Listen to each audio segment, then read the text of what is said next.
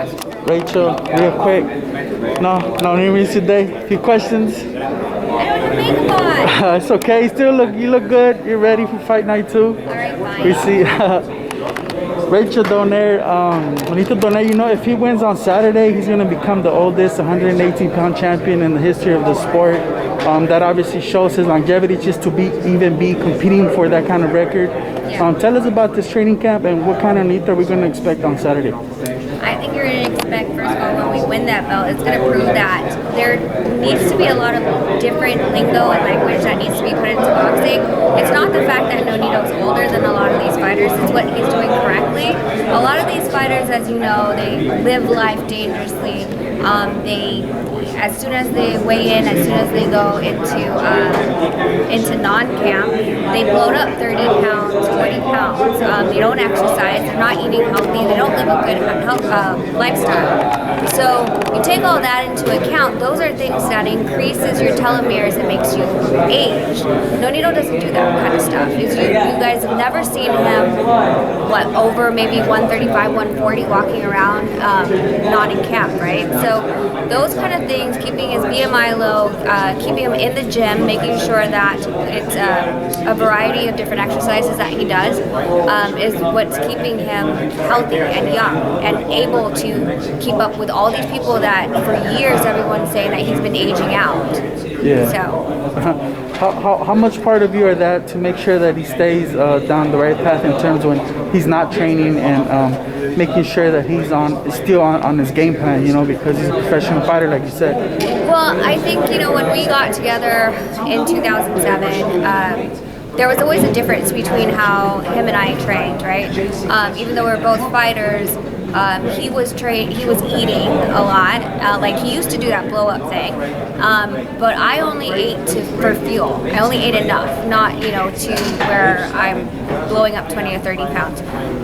He started to understand that and see that overeating is a detriment to your body. And it's easy because when we cook stuff in the house, everything's really clean. Don't get me wrong, there's cheese there's chocolates every now and then, but I mean, as far as snacks and full-out meals are all well thought out. They're very diverse, lots of greens, and really keying into what his body needs. If he needs to rest, then he needs to rest. We don't fight it, which is a lot. A lot of these younger fighters are overtrained. It breaks down your body. It ages you. That's not something he does. So when he feels like he needs another day, it doesn't matter if it's 3 days in a row comparative to 2 days in a row. If he says he needs that third day, we allow him to take that third day because he knows his body the best. Nonito's pretty much a first ballot Hall of Famer, but he mentioned up there he would really like to get all the belts, be undisputed. How important is that to him? And can you just share the sentiment that it echoes? You would know what he means by how important it is for him. For getting the undisputed champion, I think it's something that he's been wanting for a long time. It's hard to chase, with the 4 belts and all the different rankings, and then the organizations to, coordinate all together to have a fight and not pull he needs to fight this mandatory and another organization wants them to fight somebody else. It's a difficult task, but it's something that he hasn't gotten yet. Like you said, he's gotten every award out there. I mean, he's even got the most, not random award, but left award of being one of the nicest guys in boxing. So when he starts to count just the one-offs, like this fight, then, getting the WBA or anything like that, them separately, it doesn't mean much anymore because he's done that already. Putting them all together is something that he hasn't done, and that kind of motivation on something that you haven't done yet in his career is what really drives him. Yeah, and being 38, no one would blame him if he would jump on the exhibition train and go fight some YouTuber or something. He's pretty much done it all, man. There's really even no need for him to go for the undisputed title, but obviously that's his personal goal. He feels he needs it. But in terms of exhibition, there's a big one coming this coming Sunday, June 6th, Floyd Mayweather versus Logan Paul. How do you feel about these kind of matchups, and then Floyd Mayweather, the biggest name in the sport, partaking in this kind of event? I'm not gonna lie, I did watch the first Triller with Tyson Jones, and he cringed at it the entire time, and I understand. You know, it's kind of not with Tyson Jones per se, but the YouTubers that are coming into the game. It's a mockery of the sport. We know they haven't put their time and sweat into it. The fact that commissions are actually giving these guys licenses that haven't been in an amateur match does present a problem if he goes into some like a fight with Mayweather. The Mayweather fight, I mean Mayweather's gonna just see everything and move. I'm concerned. That easy. Yeah, the only thing is I'm concerned about the weight difference. But could you imagine Mayweather or anyone, a real boxer that's had experience fighting at Logan Paul's weight?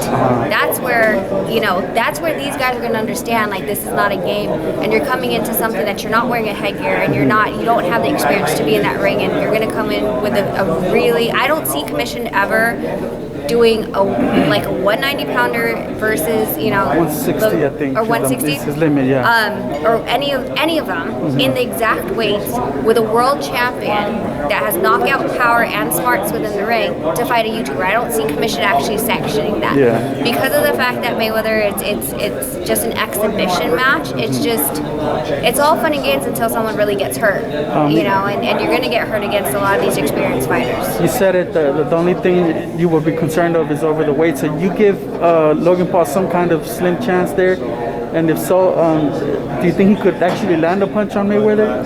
I think if it's going to be a punch, it's going to be something that's kind of like a haymaker style that isn't orthodox. So that's the one thing that becomes dangerous for boxers, something they don't see, like something they don't see because of the fact that this is not how traditionally boxers fight. Off a clinch or something, yeah. So I see him doing something like that. That's an off timing kind of thing that we're like, okay, wait, that wasn't even that's not even that wasn't a legal even fundamentally correct or legal. So I don't know if we celebrate that or not. But I mean, literally, I just see, the way that Mayweather moves, any of these boxers move. You put any of these guys into a street fight and they see it coming because you're telegraphing, you're doing movements that, they wipe out clean once they start getting into the amateurs and into pro fights and getting the experience. So that's the reason why I say, Mayweather has gotten, so many of our world champions missing. What more someone who hasn't really been in the sport? Last thing I gotta ask you and Nonito, being Filipinos, proud Filipinos, the great Manny Pacquiao, he's taking on Errol Spence, once again the toughest guy in the division at 42 years old. Spence is 30, I think. What do you think of the matchup? I was actually surprised. I was sitting with my girlfriend Jelena eating lunch when she told me that they had signed it, because you keep hearing like, oh, they're signing this fight, they're signing that fight, everything keeps falling through. I think it's going to be an interesting fight because, with them both being southpaws, a lot of, Manny's knockouts were against orthodox fighters. You get headbutts, you have clashes, but a southpaw versus southpaw, it always comes to an interesting matchup, exactly like almost more tactical, right? He's more tactical, but Nonito and I have talked about it, and each has their own pros and cons, right? Manny's been really big in the political arena. I don't know how much he's going to be able to focus for this fight, but he's fast and his timing's unorthodox, and he catches people that are really good tacticians because they're expecting something that's very orthodox, right? When it comes to Errol, you're like, I mean, what are the effects on the body of those car accidents he was in, right? We all say that these boxing matches are almost like getting in a car accident. It racks your brain that much. So what did it do to his body? How does he feel about it? His brain, like, is it working the way that it's supposed to be because of these accidents? But, I mean, you can't, he's in there for a reason. Yeah. Rachel knows her stuff, Rachel. Best boxing manager there is. I'm telling you. There was another one which was darn good, man. She was it was a she as well. She was so good. And she was like really the one I loved to work with. That was Jane Mosley. Yeah, Jane Mosley. When Jane Mosley was handling Shane Mosley, look what happened. He's at his best. He was pound for pound #1. Yeah. And here is the same. Look at Rachel. I mean, she is just absolutely amazing. Very passionate, very knowledgeable, very detail-oriented. I mean, a professional. When I talked to some of the promotional people here, they said, what a pleasure it is to work with Team Donaire. You guys are pros. Thank you. Yeah. That's big stuff from Richard. Thank you, Richard. Appreciate the time. I'm gonna go.